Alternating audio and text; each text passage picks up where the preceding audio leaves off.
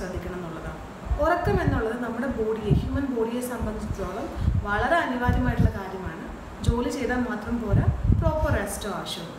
ഈ റെസ്റ്റ് അല്ലെങ്കിൽ ഉറക്കത്തിൻ്റെ രൂപത്തിലുള്ള റെസ്റ്റ് നമ്മൾ എടുത്തില്ലെങ്കിൽ പല വിധത്തിലുള്ള ആരോഗ്യ പ്രശ്നങ്ങൾ നമ്മളെ പിടികൂടാനുള്ള ചാൻസ് ഉണ്ട്. പ്രോപ്പറായിട്ടുള്ള ഉറക്കം ലഭിക്കാൻ വേണ്ടി എന്തൊക്കെ ടിപ്സാണ് നമുക്ക് ചെയ്യാൻ പറ്റുക, അതാണ് ഇന്നത്തെ വീഡിയോ. ഉറക്കം ഇഷ്ടമില്ലാത്തവരായിട്ട് വളരെ കുറച്ച് പേരേ ഉള്ളൂ അല്ലേ? ഒരുപാട് പേരോട് ഇന്നത്തെ ടീനേജേഴ്സിനോട് എസ്പെഷ്യലി ചോദിക്കുകയാണെങ്കിൽ കുറേ പേരൊക്കെ ഹോബി തന്നെ ഉറക്കമാണ്. അതേപോലെ ഒരു 50% ആൾക്കാരെ അലട്ടുന്ന പ്രശ്നമാണ് ഉറക്കമില്ലായ്മ, ഇൻസോംനിയ.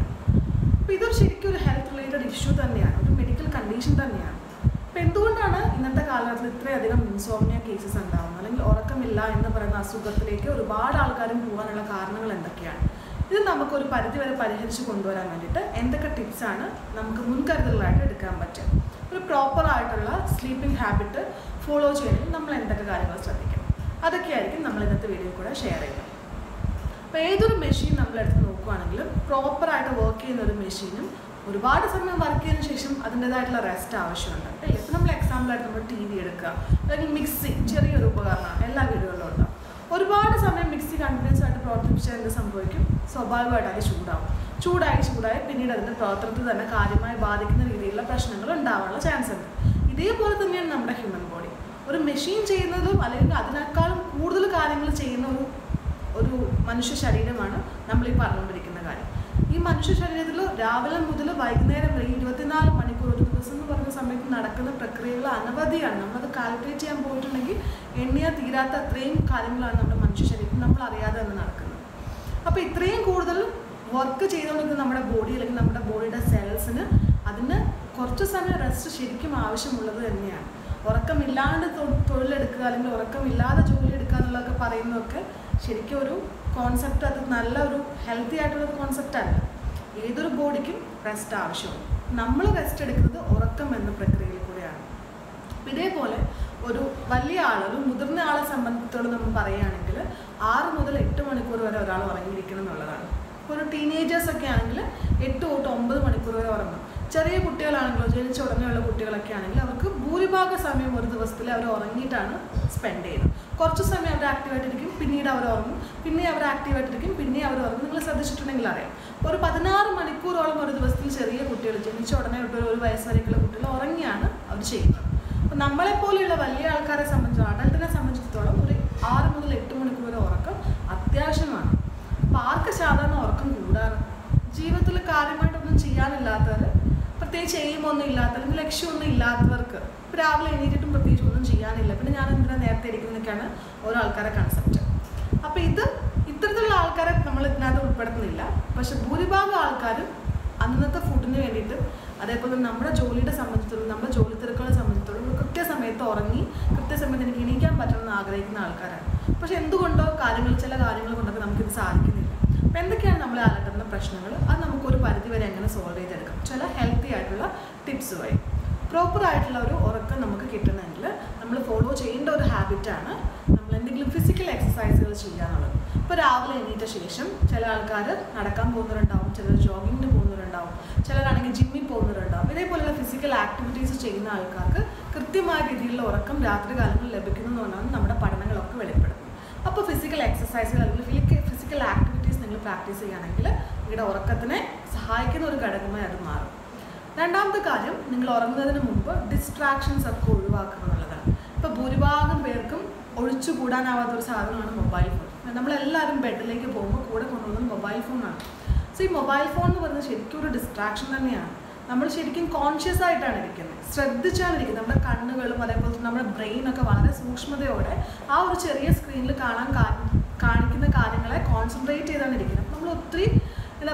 നമ്മൾ ഒത്തിരി സ്ട്രെസ് ചെയ്ത് കോൺസെൻട്രേറ്റ് ചെയ്താണ് ഇരിക്കുന്നത്. അപ്പോഴും നമ്മുടെ ബോഡി പ്രവർത്തിച്ചുകൊണ്ടേ ഇരിക്കുകയാണ്. ബോഡി റെസ്റ്റ് ചെയ്യല്ല ചെയ്യുന്നത്. നമ്മൾ വിചാരിക്കും ഞാൻ റിലാക്സ് ചെയ്യാൻ വേണ്ടിയിട്ടാണ് ഫോൺ നോക്കുന്നത്, പക്ഷെ റിലാക്സ് ചെയ്യാനല്ല. നമ്മുടെ എല്ലാ കോശങ്ങൾക്കും റെസ്റ്റ് വേണമെന്ന് പറഞ്ഞാൽ അത് പ്രോപ്പർ റെസ്റ്റ് തന്നെയാണ്. ഒരു കാര്യങ്ങൾ ചെയ്യാതിരിക്കാനാണ് റെസ്റ്റ് എന്ന് പറയുന്നത്. പക്ഷെ നമ്മൾ ഈ സൂക്ഷിച്ച് ചെറിയൊരു സ്ക്രീനിൽ കാണുന്ന വെട്ടവും അതേപോലെ തന്നെ പിക്ചേഴ്സും ഒക്കെ കോൺസെൻട്രേറ്റ് ചെയ്ത് നോക്കിക്കൊണ്ടിരിക്കുന്ന നമ്മുടെ ബ്രെയിനും അതേപോലെ നമ്മുടെ ഐസും ഭയങ്കരമായിട്ട് സ്ട്രെസ്ഡ് എന്ന് പറയുന്ന കണ്ടീഷനിലാണ് ഇരിക്കുന്നത്. ഇതേപോലെ സ്ട്രെസ് ചെയ്തിരിക്കുന്ന ഒരു സമയത്ത് നമ്മൾ ഉറങ്ങാൻ മൊബൈൽ ഫോൺ മാറ്റി വെച്ച് അപ്പം തന്നെ ഉറങ്ങാൻ ശ്രമിച്ചാൽ ഒരു പരിധിവരെ ആർക്കും പറ്റാത്ത കാര്യമാണ് ഈ പറയുന്ന ഡിസ്ട്രാക്ഷന് ശേഷം ഉടനെ ഉറങ്ങാനുള്ളത്. മൊബൈൽ ഫോൺ മാത്രമല്ല, ലാപ്ടോപ്പ് യൂസ് ചെയ്യുന്നവരായിരിക്കാം, പിന്നെന്താ TV കണ്ടുകൊണ്ട് ഉറങ്ങാൻ ശ്രമിക്കുന്നതായിരിക്കും. ഇതൊക്കെ ഒരു തരത്തിൽ ഡിസ്ട്രാക്ഷൻസ് ആണ്. ഡിജിറ്റൽ സ്ക്രീനുകളൊക്കെ ഒരു ഡിസ്ട്രാക്ഷനാണ്. നിങ്ങളുടെ ഉറക്കത്തെ കാര്യമായി ഫാക്ടേഴ്സ് അല്ലെങ്കിൽ അഫക്റ്റ് ചെയ്യാൻ സാഹചര്യം ഉണ്ടാക്കുന്ന ഒരു ഫാക്ടർ തന്നെയാണ് ഡിജിറ്റൽ സ്ക്രീനിലുള്ള ഡിസ്ട്രാക്ഷൻ. നിങ്ങൾ ഒരു പരിധി വരെ ഇത് ഒഴിവാക്കുകയാണെങ്കിൽ നിങ്ങൾക്ക് പ്രോപ്പറായിട്ടുള്ള ഉറക്കം കിട്ടാൻ ചാൻസ് ഉണ്ട്. ഇതും പഠനങ്ങൾ തെളിയിക്കുന്നതാണ്. മൂന്നാമത്തെ കാര്യമാണ്, ഇത് സയൻറ്റിഫിക്കലി പ്രൂവൺ അല്ല, പക്ഷെ ഒരുപാട് ആൾക്കാരും പറയാറുണ്ട് ഞാൻ സൂര്യാസ്തമയത്തിന് ശേഷം ഭക്ഷണം കഴിക്കാറില്ല. ഒന്നെങ്കിൽ അവരുടെ ഫിറ്റ്നസിൻ്റെ ഭാഗമായിട്ടായിരിക്കും അവരത് ചെയ്യുന്നത്. പക്ഷെ ഇത് പ്രൂവൻ അല്ല. പക്ഷെ ശരിക്കും ഇതിൻ്റെ ബിഹൈൻഡിലുള്ള തിയറി എന്ന് പറയുന്നത്, നമ്മളൊരു 6 മണിക്ക് ഭക്ഷണം കഴിക്കാമെന്ന് വിചാരിക്കുക. നമ്മൾ സ്വാഭാവികമായിട്ടും എല്ലാ ആൾക്കാരും ഉറങ്ങുന്നത് ഒരു 8 മണിക്ക് ശേഷമാണ് അല്ലേ. അതിന് മുന്നേ രാത്രി കാലങ്ങളിൽ ഉറങ്ങുന്ന വളരെ കുറച്ച് ആൾക്കാരേ ഉള്ളൂ. 8 മണി, 8:30, 9 മണിക്ക് ശേഷമൊക്കെയാണ് ഭൂരിഭാഗം ആൾക്കാർ ഉറങ്ങുന്നത്. ഒരു 6 മണിക്ക് നമ്മൾ വൈകുന്നേരത്തെ ഭക്ഷണം കഴിക്കുകയാണെങ്കിൽ 8 മണി എന്ന് പറയുന്ന സമയമാകുമ്പോഴത്തേക്ക് നമ്മുടെ ഡൈജഷനൊക്കെ കംപ്ലീറ്റ് ആയി നമ്മൾ കഴിച്ച ഫുഡ് പ്രോപ്പർലി മെറ്റബിലൈസേഷനൊക്കെ നടന്ന് അതിൻ്റെ പ്രോഡക്റ്റ്സ് ആയിട്ട് കൺവേർട്ട് ചെയ്ത് നമുക്ക് എനർജി ആയിട്ട് കൺവേർട്ട് ചെയ്തിട്ടുണ്ടാവും. അപ്പോൾ ആ ഒരു സമയം കഴിഞ്ഞ് കഴിഞ്ഞാൽ നമ്മുടെ ബോഡിക്ക് പിന്നെ പ്രത്യേകിച്ച് വലിയ ഭാരപ്പെട്ട ജോലികളൊന്നും ചെയ്യാനില്ല. അതേസമയം നമ്മളൊരു 9 മണിക്കാണ് ഭക്ഷണം കഴിക്കുന്നത്, അപ്പോൾ നമ്മൾ 9:30 കിടക്കാൻ പോവുകയാണ്. അപ്പോൾ നമ്മൾ കഴിച്ച ഫുഡ് അത്രയും ഹെവി ആയിട്ടുള്ള ആ ഫുഡ് അതേപോലെ നമ്മുടെ വയറ്റിൽ കിടക്കുകയാണ്. ആ ഫുഡിനെ മെറ്റബിലൈസ് ചെയ്ത് പ്രോഡക്റ്റ് ആക്കി അതിൽ നിന്ന് എനർജി ആക്കുന്ന പ്രക്രിയ മൊത്തം നമ്മൾ ഈ കിടക്കുന്ന സമയത്താണ് ചെയ്യുന്നത്.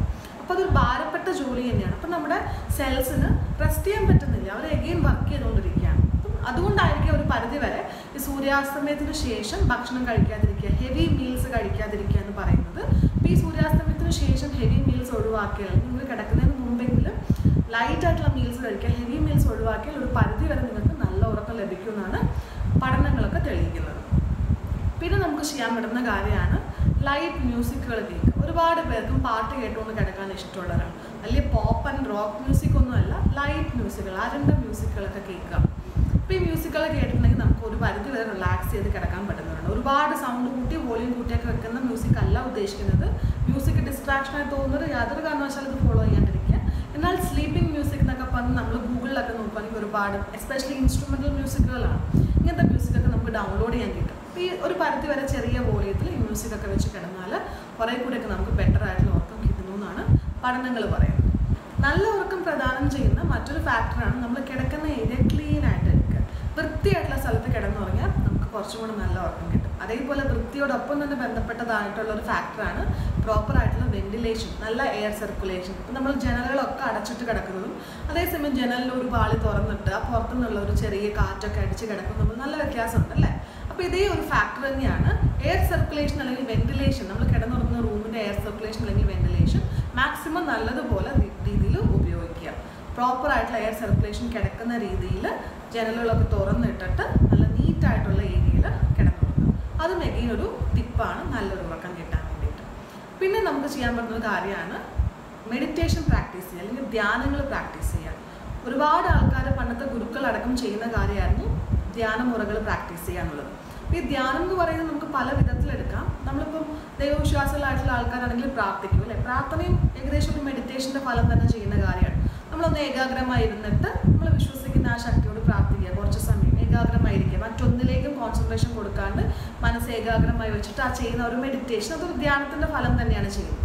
അപ്പം എഗെയിൻ ഇതും നമുക്ക് നല്ല ഉറക്കം പ്രദാനം ചെയ്യാൻ ശുഭാപ്തി വിശ്വാസത്തോടു കൂടി, നാളെ പറ്റിയുള്ള നല്ലൊരു വിശ്വാസത്തോടു കൂടി, നല്ലൊരു തോട്ടോടു കൂടി കിടന്നുറങ്ങാൻ നമ്മളെ സഹായിക്കും. നമ്മൾ ഉറപ്പായിട്ടും ധ്യാനം പ്രാക്ടീസ് ചെയ്യുകയാണെങ്കിൽ, പരിശീലിക്കുകയാണെങ്കിൽ, ഒരു പ്രാർത്ഥനയോടു കൂടി നമ്മുടെ രാത്രിയിലെ ഉറക്കം ആരംഭിക്കുകയാണെങ്കിൽ.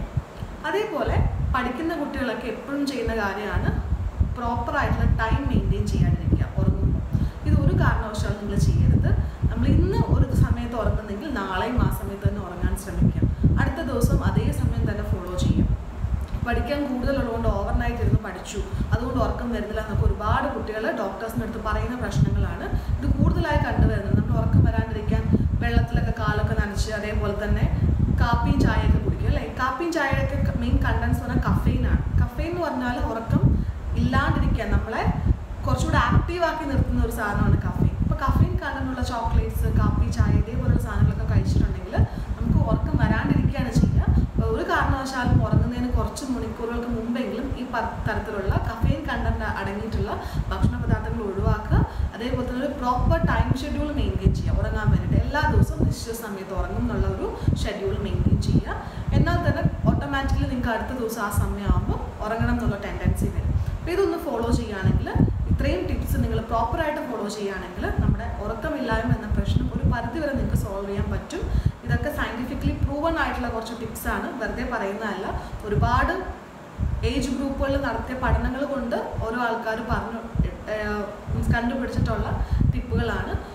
ഒരു പോർഷൻ ആൾക്കാർക്കെങ്കിലും, ഒരു കൂട്ടം ആൾക്കാർക്കെങ്കിലും ഇത് ഉപകരിക്കപ്പെടുമെന്ന് വിചാരിക്കുന്നു. നമ്മൾ ഉറങ്ങാൻ, നല്ല ഉറക്കം കിട്ടാൻ വേണ്ടിയുള്ള ടിപ്സ് ഒന്നും കൂടെ പറയുകയാണ്.